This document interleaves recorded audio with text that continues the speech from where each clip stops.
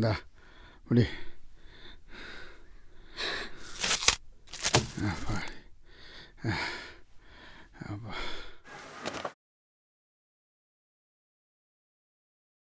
ஏங்க எல்லாத்தையும் கொஞ்சம் கொஞ்சமாக வாங்கிட்டு வந்திருக்கீங்க? அடிப்போடி காசு பூரா தீர்ந்து போச்சு.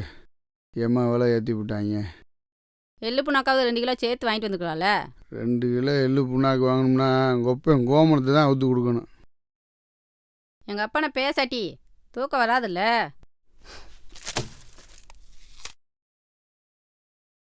சரி சரி, ரேஷனில் அரிசி போட்டாங்களா? கோதுமை தான் வந்திருக்கான், அரிசி இன்னும் வரலையா? இது புழக்கமில்லையே, அதை தான் போட்டு கொள்ளுவாங்க. கஞ்சியை ஊற்றி வை, கறக்கமாக இருக்கு, மூஞ்சியை கழுவிட்டு வரேன்.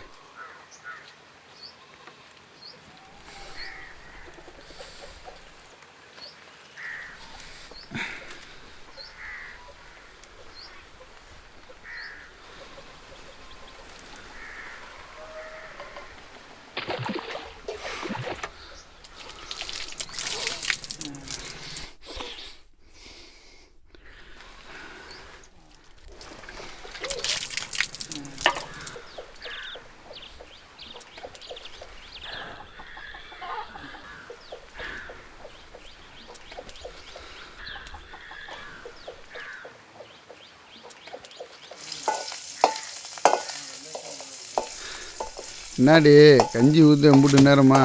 இருங்க, கருவாடு வறுத்துக்கிட்டு இருக்கேன்ல.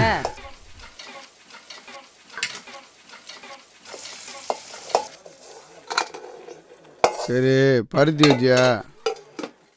பருத்தி எள்ளு புண்ணாக்கு வச்சு தவிடு போட்டு தண்ணி காட்டியாச்சு உங்கள் பிள்ளைக்கு. போதுமா? இந்த உப்பு கல்லடுமா?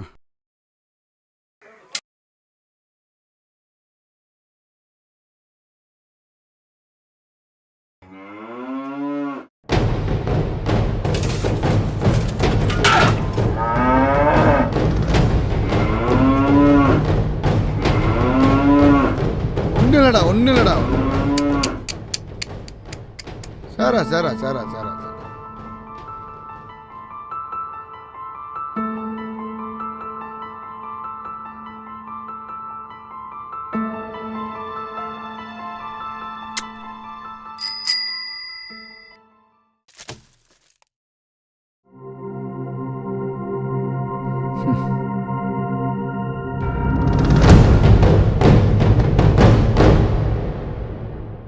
வீட்டுக்கு வந்து அண்ணன் தம்பிக்கு யாருக்குனாலும் கூட ஒரு 100 ரூபாய்க்குள்ளே செலவழிக்கிறாரு. ஆனால் மாட்டுக்கு தான் முக்கியத்துவம் கொடுக்குறான். ஆனால் அந்த புது காசு ஏன் இப்படி வந்து ரொம்ப சித்திரவதைப்படுத்தணும்னு சொல்லிக்கிட்டு இப்படி ஜல்லிக்கட்டை தடை பண்ணியிருக்காங்க. இது எங்களுக்கு பூராமே வந்து பொங்கலை ஊற்றி ரொம்ப வேதனையாக இருக்குது. அந்த ஜல்லிக்கட்டு வச்சா எங்களுக்கு இந்த மாட்டுக்கும் எங்களுக்கும் ஒரு சந்தோஷம் கிடைக்கும். அது இல்லைன்னா அப்புறம் அந்த வீர விளையாட்டுக்கு என்ன மதிப்பு இருக்குது? எந்த மதிப்புமே கிடையாது. நம்ம ஊரில் யாராவது ஒரு திடகாத்திரமாக ஒருத்தன் சொன்னோடைய காமிச்சு நம்ம யாரா கோயில் மாடு மாதிரி சொல்லுவோம். ஒரு வழக்கில் வந்து நம்ம பேச்சுக்கு சொல்கிற போது கூட ஒரு சொன்னோடைய காமல் ஒருத்தன் வீட்டுக்கு அடங்காமல் ஒரு பையன் வெளியில் இருக்கானே கோயில் மாடு மாதிரி வராண்டா, என் பாட்டு கோயில் மாடு மாதிரி இருக்காண்டான்னு. அந்த மாதிரி வீட்டுக்கு இல்லை, கிராமத்துக்கு அந்த ஊருக்கே செல்ல பிள்ளையா அந்த காளையை வளர்க்கும். செல்ல பிள்ளை அது ஏன் வீட்டு கூட்டத்தில் இருக்கிற பால் மாட்டுக்கு வச்சுருக்கிற உணவு திங்க, அடுத்த வீட்டு கூட்டத்தில் இருந்தீங்க, எந்த வீட்டில் வேணாலும் எப்போ வேணாலும் போய்த்தீங்க, எந்த வெள்ளாமை போட்டிருக்க வேளாண்மையை போய்த்தீங்க, அது செல்லப்பிள்ளை மாதிரி வரணும். அதுதான் இனவிருத்திக்காக வச்சுக்கணும். அந்த ஊருக்கு ஒரே மாடு தான் இனவிருத்திக்கு. தனியார்கள் எத்தனை பேர் வச்சுருந்தாலும் அது அவங்களுக்கு மட்டும்தான் மேம்படும். கிராமத்து மாடு ஊர் மொத்த மாட்டுக்கும், என்றைய ஊர் பட்டியெல்லாம் மேலே போகிற மாட்டோடு போகும். அதுதான் இனவிருத்திக்காக பயன்படுத்துறது, அதுதான் ஜல்லிக்கட்டுக்கு பயன்படுத்துறது. அது கோவில் மாடு. கிராமத்தில் ஒரு கோவில், முனியாண்டி கோவில், கருச்சாமி கோவில் இருந்துச்சுன்னா அந்த சாமியின் பேரால் அந்த கோவில் மாடு. அதை வந்து ஒரு தெய்வ வடிவாகத்தான் அந்த மாட்டை நேசிப்பாங்க, அந்த ஊருக்காரங்களும் மதிப்பாங்க.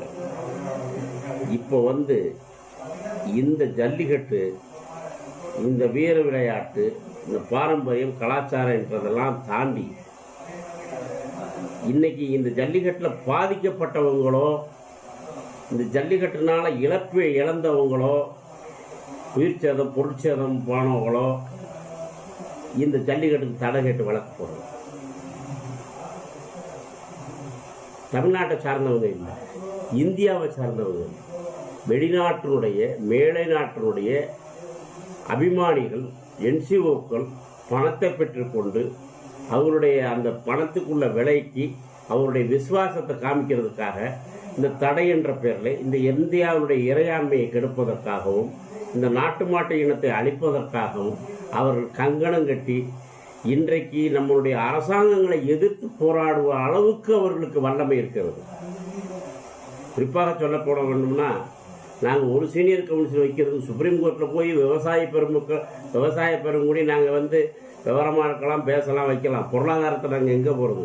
ஒரு சீனியர் கவுன்சில் வைக்கணும்னா, ஒரு நல்ல வக்கீல் வைக்கணும்னா இன்றைக்கி 10 லட்ச ரூபா ஒரு நாள் ஹியரிங்க்கு தேவைப்படுது, 12 லட்ச ரூபா தேவைப்படுது, மற்ற எக்ஸ்ட்ரா வக்கீல் எல்லாம் போக. இந்த தடைக்கு வரும்பொழுது 11 சீனியர் கவுன்சில் வச்சுருக்காங்க. கோடிக்கணக்கான ரூபாயை ஒரு வாய்தாவுக்கு செலவழிக்கிறாங்க. எங்கேருந்து வருது பணம்?